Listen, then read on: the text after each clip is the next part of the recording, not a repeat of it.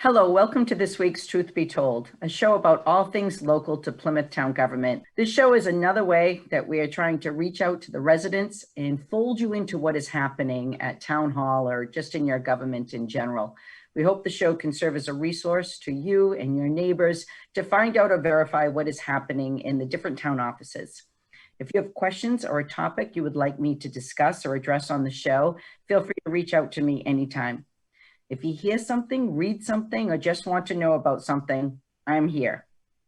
Sometimes the show will go over items in my town manager's reports, which are always available on the town's website, and I encourage you to take a look at them. They might have information in there that interests you or something you want to learn more about. Other times I'll be joined by one or more guests to talk about their specific departments, offices, or operations. And I'm lucky enough to have two guests with me here today that I'll introduce in a minute. If I do have a guest, I'm trying something new over the last few episodes, and I tweet about it ahead of time. And I can see the IT director smiling right now because I'm trying to do a play on words, and it can be a little bit corny. So this week's certainly made the staff on the fourth floor groan a little bit. It was, this will be modem, a good time.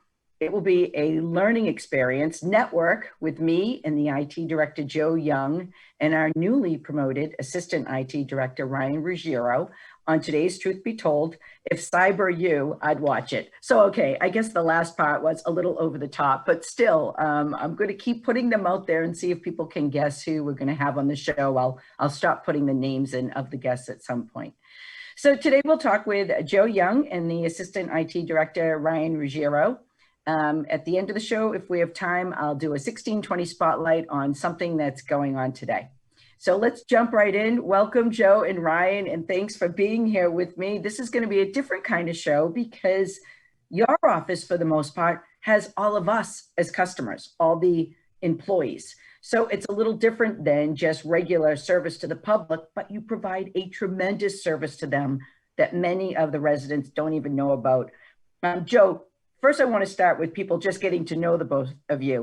Tell me a little bit about yourself and your background, and then we'll jump to Ryan. Sure. Well, thanks for having me on today. It's my pleasure. I started with the town in 1995. There were 4 PCs, I believe, in the entire town. None of them were networked. Software was procured by people bringing it in from home. And we've grown that over the last 26 years into a huge multi-area network connecting 23 municipal sites, plus all of the school sites. So as a department, we not only provide services to all town departments and divisions, we also provide services to the school department. Before I started here, 5. we currently are at 4. We have 2 openings. We had 1 retirement due to COVID.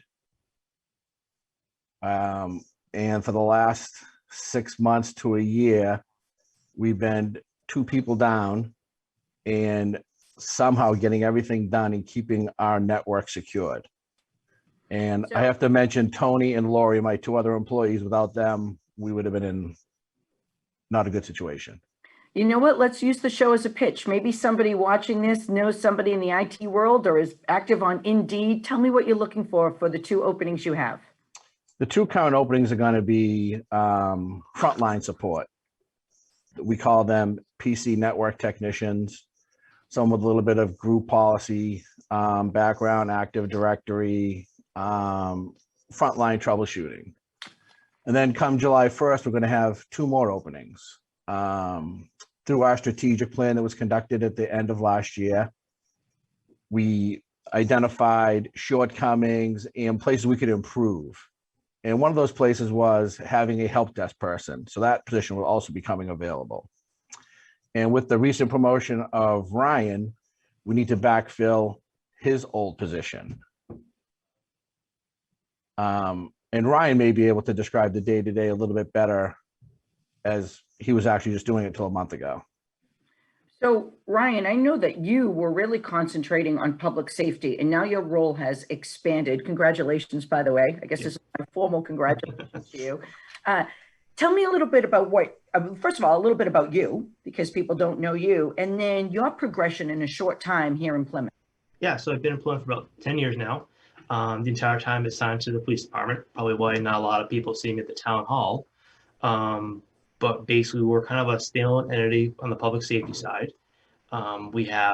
We cover 104 square miles for the police department, including the MDTs, which officers use in their cruisers, which connect back to the station, allow them to write reports and also run different queries on people they may have to interact with. Along with that, we have the public safety radio network.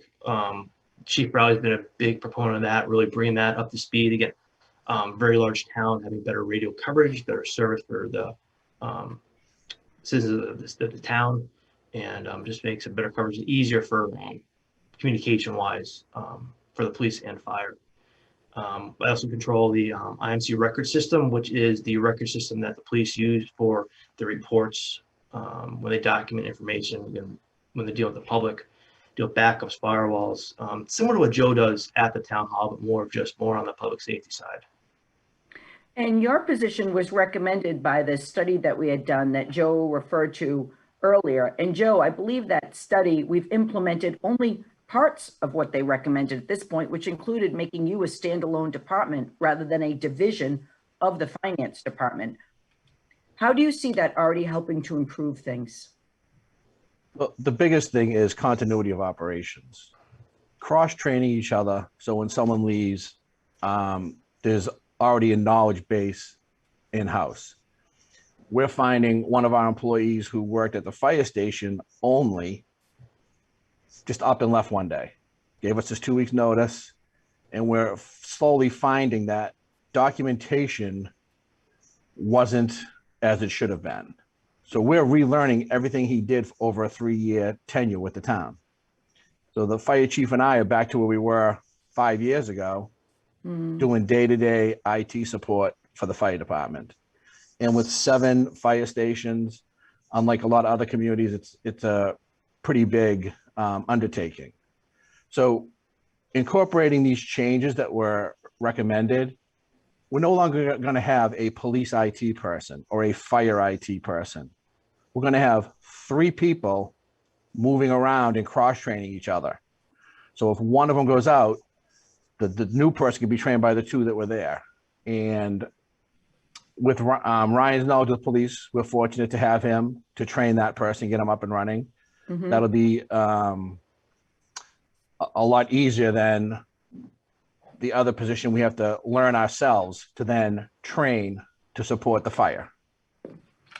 So public safety is a huge component. When you look at all the 10 different departments in the town of Plymouth, and we're going to exclude the schools for now from this conversation, but certainly public safety is much more detailed, in-depth, complicated, complex than some of the other departments. But wouldn't you argue that the munis system that the town has, that we share amongst all the departments, also has so many features and I don't know, stability and data involved in it, and the integrity of the data, all things that you need to think about. Can you, I don't know if it would be best, Joe, for you or Ryan, tell the public a little bit about munis and how it all ties into our technology? So munis is our, it's supposed to be one done shopping umbrella. There's 25 applications we currently utilize: human resources, payroll, purchasing, on and on, that we have one person supporting. And not only for the town side, but she also supports, that's Lori Dowling, supports the school with any of their munis questions. And as far as the data integrity, we made a decision 4 years ago, knowing we were relocating to a new site for town hall, to take the munis servers out of the basement of 11 Lincoln Street and have Tyler Munis host those for us. So they took on the upgrades and the data protection and the cybersecurity part of that, which was a blessing for us, moving from one building to the other within 4 short days and getting everybody back up and running by Monday morning. That was crazy, wasn't it? I mean, that was, you looked at the schools and they had this, significant period of time to move, and we knew we just didn't have that opportunity. I think I've blurred a little bit of that in my memory about how it Yes. was. Cybersecurity, you just mentioned security, and I know that you have all of us, me included, doing some really active and sometimes kind of hard training on cybersecurity. Tell us a little bit about the grant. And Ryan, do you have to do this over on the public safety side as well? Yes, they do also do it here. Good response. The guys actually really like it over here. I've seen a lot of day-to-day things where guys are asking me questions like, I saw this in the Wombat training, and it kind of helped me at home in my personal life and email. So the guys, a lot of the patrolmen over here really not enjoy it, but they are learning something that they didn't know about before. I'll tell you what, Ryan, from this side, I can't tell you how many times we've all reached out to Joe and said, we think we got something that we shouldn't open. And it was only because of that training. Yeah. Didn't do that. Joe, are you seeing that people are really learning from this too? Yes, we've had a couple of, the best example is someone went into the public library and requested that they use a town computer to use their thumb drive because they couldn't use a public computer because of their security clearance, and made up this big elaborate story. Had the head librarian over there at the time not had this training, may have let them use it. But as soon as they came in and they said all these words and they couldn't and had to and this and that, a red flag went up and they called over and said, hey, what should we do? I'm like, you can send the guy over to talk to us if he's a government official and we can clear him somehow, but don't let him use the computer. The technology we have in place for security is pretty robust. We have firewalls that are managed by third parties, so we get all the updates and all the threat protections done for us in the middle of the night, so none of our staff have to worry about it. The weak link in the cybersecurity is the person. If you get the right person on the right day at the right time in the right mood, they're gonna do something they shouldn't. Whether they're hurrying out the door to lunch or they read a thing that says, oh, I need this right away. Right. And right. these cyber bad actors are using current social events to pull at your heartstring to give you what they want. So I remember when, I don't know, Joe, it was probably a year ago that somebody sent an email around allegedly from me asking for, what was it, $50 gift cards? Yes. And some of the staff had those, I think recreation, had those available and was calling me up to see how many I needed. And that was something that had never come from, certainly I would never ask for that, but. Right. So that's the thing. They did the right thing. They called you on a known good number. They didn't click on the link. They didn't say, okay, call me at this number. Because those numbers that are embedded in the emails and the correspondence are going right back to these bad actors. Mm-hmm. If you're ever in question, whether it's Eversource or Social Security or whoever it may be, go and Google the contact information. Call these people and say, hey, listen, I got this suspicious looking email from you. Is it legit? Because then it protects you and it helps them get the word out that something's going on that's not right. And you and probably the professional associations that you're both involved with, you probably share some of the horror stories that are out there, that what has happened to schools and municipalities and ways to avoid that. Now, I'm not sure how much detail I want to go into on the show, because I would never want somebody to watch the show and get any kind of ideas, but can you tell us a little bit about further protections and trends you see in the future that will involve all of us? Like you said, it's the human mistake that can cause the most problems. Yeah, we're doing a security study right now, trying to find where our vulnerabilities are, because there's always going to be a vulnerability. You're always going to have a bottleneck. There's always going to be something that's the weak link. So we're looking at how do we do multi-factor authentication for employees working remotely. Right now, it's just you put in your username and password. Mm-hmm. We want to take that to another level. So we're going to work on a policy, get it adopted, and then get it implemented that if you want to work from home, you want to connect to our network, you not only have to know your username and password, you have to know another piece of information. You have to use a town-issued computer, or could you work on your private Mac or whatever it is? we implemented town computers for COVID because before COVID, nobody worked from home. And to protect ourselves, we took all the laptops and put our endpoint protection on it. And because we don't know if employee A has a computer that's 100 years old, it hasn't been updated, doesn't have the Microsoft patches or, updates on it. We don't know the security level. So we made it an internal policy that if it's not a town laptop, we're not letting you connect to the network. Yeah, no, that makes sense. Absolute sense. And I know that we have to do more work. We've talked a little bit about it in with some of the other town managers about where is this work from home going, because we've shown now that in many departments it can be done. And some people don't like this, some people do, but more and more the services that we sell, beach passes, beach parking passes, are only going to be offered online.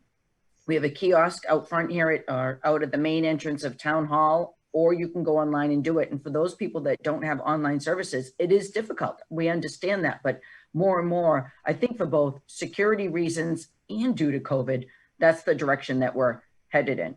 Yeah, I believe online is the future. Yeah. The parking around here is sketchy at times. There's no reason to come here if you don't have to. Less and less people are actually doing cash transactions. Which is good. So you don't have to come in and hand over your cash.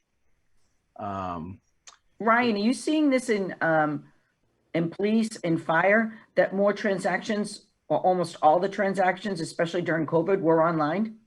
Mostly, yeah. A lot less people coming in. Pretty much the department's closed down for most of COVID.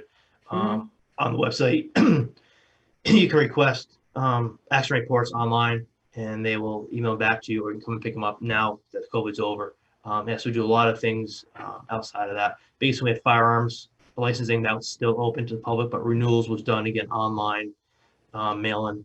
So a lot of less people coming in. They didn't need to come in here for. Right. I've noticed it says I physically misplaced my license about a week ago, and that was something that you could never just do online at the RMV, and now it was really a piece of cake. One of the things I want to jump back to when I talk to people about Munis is sometimes people will end up in my office, and one of the complaints they have is that I still owe something on my taxes, or I still owe an outstanding fee in the clerk's office, and because of that, I can't get a transfer station pass, or I can't get a beach parking sticker. We have deliberately linked all those systems through Munis so that if a customer owes money to the town governance, then they won't be able to purchase another service. It's kind of held up because they owe money. It's almost like you can't take out more library books if you still have outstanding fees.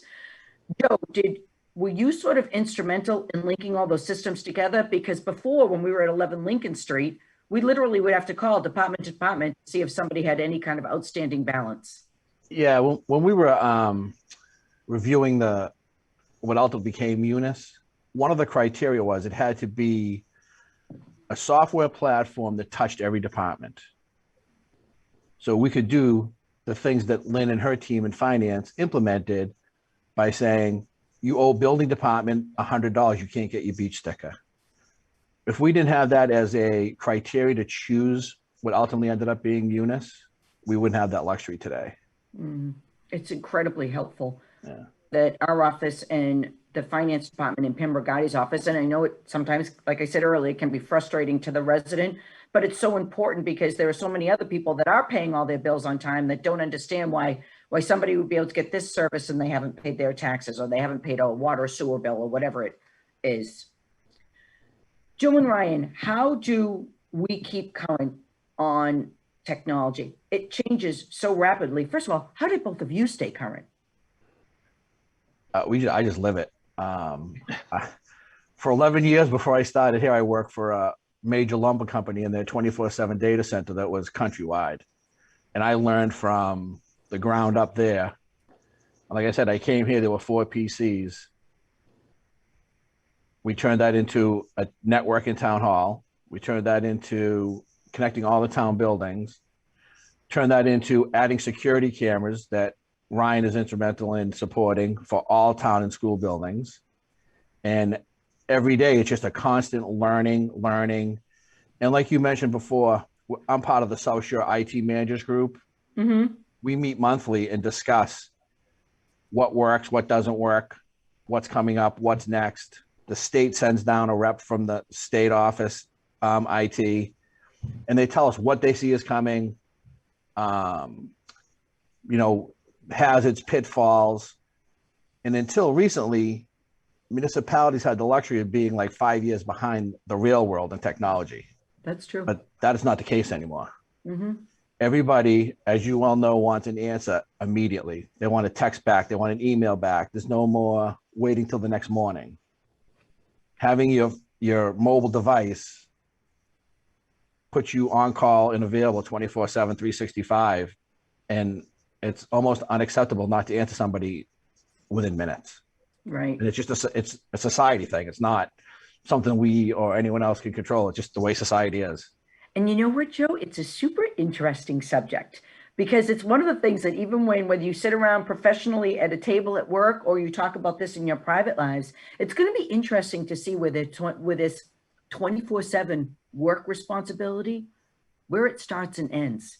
Because I don't know if you're noticing it, but we're seeing trends when it comes to taking overtime that are shocking compared to how it was in the past. I mean, I don't know if you two remember being, when you're in your 20s, I'd take whatever overtime came my way.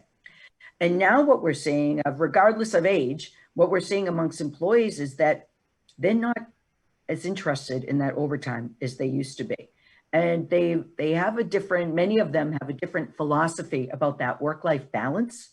And they're not shutting off their phones on the weekends or on nights, because I don't know if anybody can even really shut off. It's so hard to do now, but they're not really responding unless it's indeed an emergency. And I know for IT, that's not an option for you, Joe. We've called you in the middle of the night. You've had to come here, Ryan, probably the same for you for years, but it should be, to me, intriguing someday to sit around and talk about what are we going to do if that changes?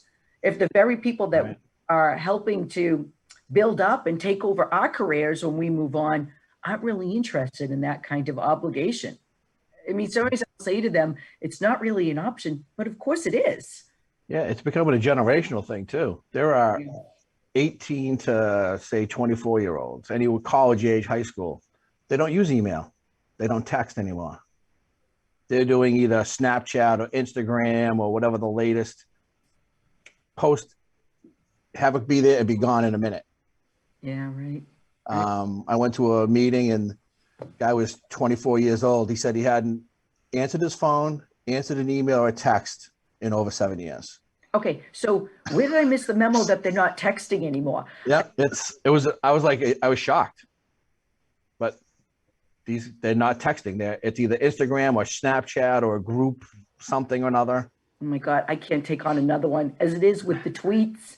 And I had somebody set me up an Instagram account and I just can't do it. I don't know how people spend literally all their time. I mean, I love being on my phone now in waiting rooms. Like waiting now for appointments isn't as bad as it used to be, or waiting at the airport. But beyond that, I don't want to have my nose in it all weekend, but I know that's not the norm, Right. so anymore. Well, we're quite a bit away into the show, and I just want to talk about a couple more things before I move on to the 1620 spotlight.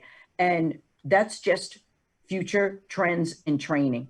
You're giving us the cybersecurity training. What else do we all need as employees and as town manager should I advocate for you and your budget and for the employees townwide when it comes to training?